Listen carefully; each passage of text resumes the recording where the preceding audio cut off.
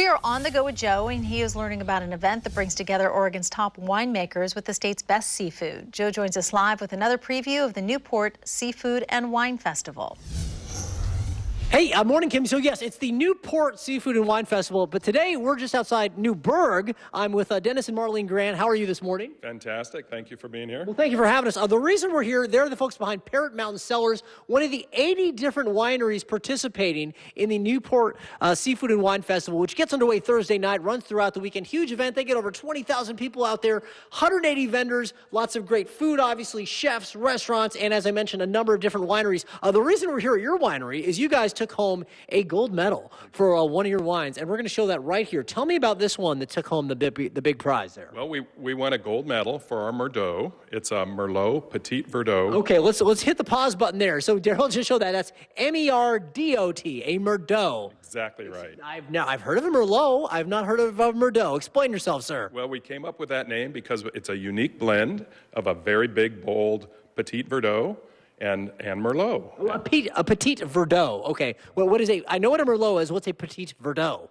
It's its own varietal. It's a very strong, potent blending wine typically, but actually some people will make Petit Verdot as its own standalone wine. So you combine the Merlot and the Merlot and the Perdot. I'm getting them confused here. Okay, so you either could have called it, I guess, a Merlot or a Perlot, but one way or the other. Okay, I'm already confused. You following all along at home? All right, now tell me a little about the wines that you guys specialize in here. Great. Marlene and I make big, bold reds. We also make some whites and Pinot Noir because we live in Pinot Noir country, but we love our big, bold reds. Yeah, your location is kind of cool because I was saying it's kind of like the entry to wine country. I mean, you come down 99W, you're right off there, and boom, you're kind of into Newburgh and Dundee and that area. And you're kind of like one of the first stops on that train, I guess, huh? Yep, we are. We've been making wine for 10 years here, and we opened our tasting room about a year and a half ago. And I was going to ask you about that because this is a really cool spot. Tell me about the tasting room, Marlene. It's like we're in a giant tree house or something. Tell me a little bit about this place. Yes, we